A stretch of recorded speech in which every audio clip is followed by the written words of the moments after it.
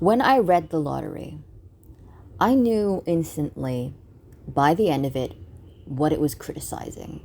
And it was criticizing the same thing that Hume's guillotine criticizes, that something in the past, something that is, should not necessarily, inform how things ought to be, just because that's the way it's always been.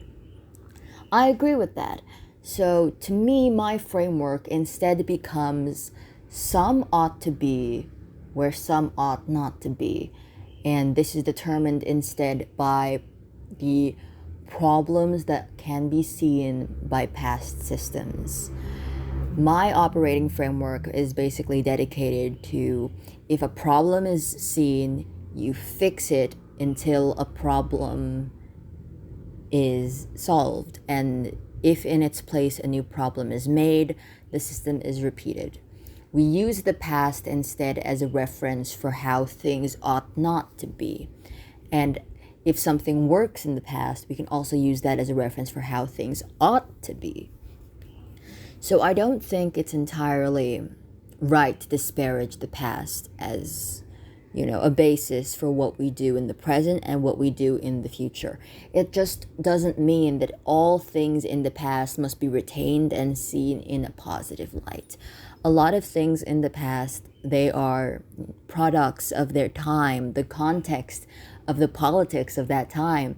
And since this time, this generation, this exact date is a lot different than things in the past, we should use it as a reference, but not in a role model kind of way, at least not all the time. But we should use it as a simultaneous role model and an anti-model. Some things can be tinkered with, can be replicated because there is visible good in that system.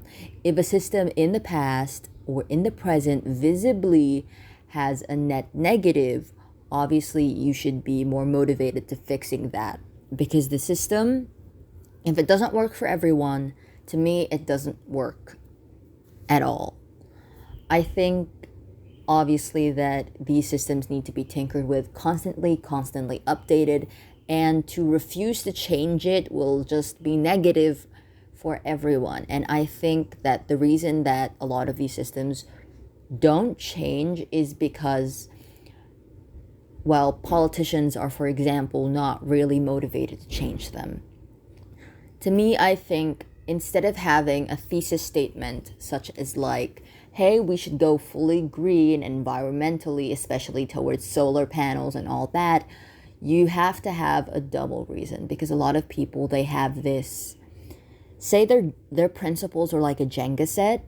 Some of these boxes, these blocks, they're a lot more rigid than others, and if you try pressing there, the whole system falls apart and you just don't progress.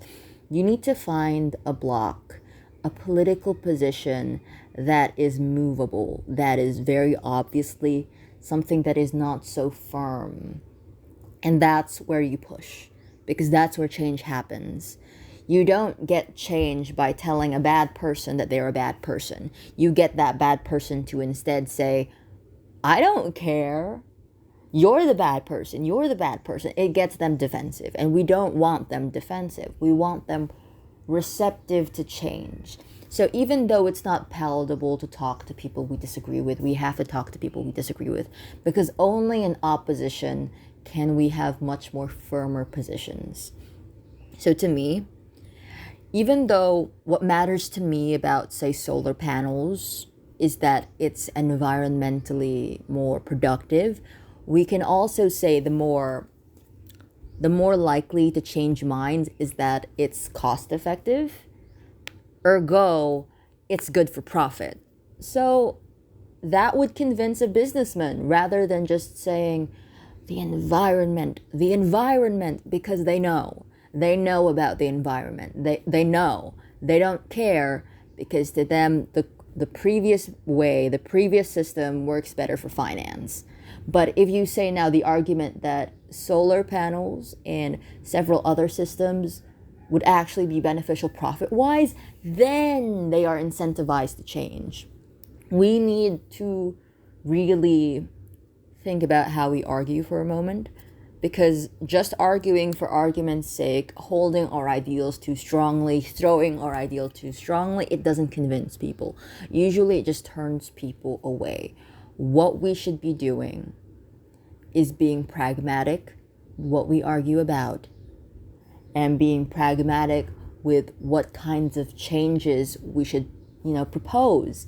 Because if we go with the extremely rigorous ones at the front, obviously it's not going to be palatable for people who are not really incentivized to take that change. You need to have a bait and switch kind of thing.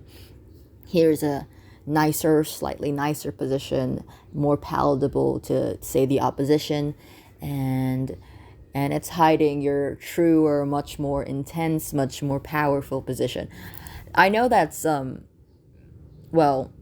that's not truly honest, that's not truly transparent, but that's how it works in politics. You need to have your principles close to you, but you can't show it because you are in a market that is very much unprincipled. You need to be pragmatic about the battles you choose. You need to be pragmatic about how you argue. So now this is kind of segueing to how to argue.